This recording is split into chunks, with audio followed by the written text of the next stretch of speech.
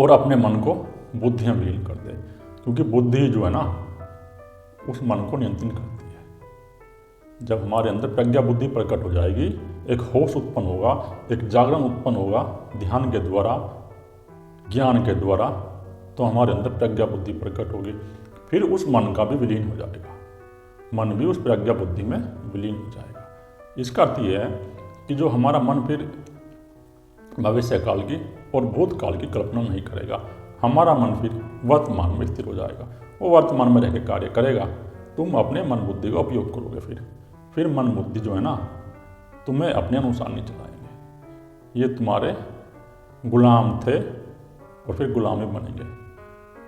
ये जो मन बुद्धि ने प्रत्येक मनुष्य को गुलाम बना रखा है, क्योंकि ये भयमुखी है, ये इंद्रियों के साथ चली जाती हैं और इंद्रियों के साथ जाकर मनुष्य को गुलाम बना लेती है। ये मन का बुद्धि में विलीन कर दो और बुद्धि का आत्मा में, जो बुद्धि है ना इसका उस आत्मा में विलीन कर दो, वो जो अहम है आत्मा, और आत्मा का परमात्मा में, क्योंकि आत्मा ही परमात्मा है। उस परम पिता परमात्मा की शक्ति में हमें अहंकार हो गया है। ये जो अहम विरक्ति है हमारे अंदर, यही जीवात्मा है। उस बुद्धि का उस जीवात्मा में विलीन कर दो और जीवात्मा का उस अहंकार को विलीन कर दो किसमें? परम पिता परमात्मा के तत्व में।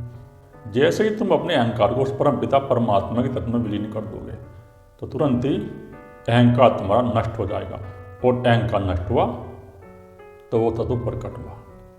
फिर अहम गया, और अहंकार के साथ जो तुम्हारे चित्त के अंदर जन्मों जन्मों के संस्कार संचित थे, ये संस्कार भी नष्ट हो गए। ये संस्कार जब भी नष्ट होंगे जब हमारा अहंकार जाएगा। ये दोनों जुड़े हुए हैं, अहंकार खत्म संस्कार खत्म, संस्कार खत्म तो अहंकार भी खत्म। वो जहाँ से आया था, जैसे सक्रिय हुआ था, उसी प्रकार ही उसका वहीं विलीन हो गया जहाँ से आया था।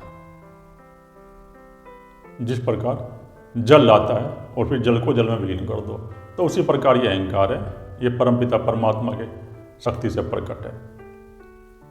जैसे धूप छाया ना, उसी प्रकार। और शीशे में जो प्रतिबिंब है, तो हम शीशे में अपने आप को देखते हैं और हमें दिखाई देता है कि हम शीशे में हैं। तो इसी प्रकार अहंकार है, अहंकार हमें दिखाई देता है कि हम हैं, लेकिन अहंकार है नहीं, शीशे में कोई नहीं है जिस प्रकार, तो उसी प्रकार ये अहंकार नहीं है, ये भासता है केवल।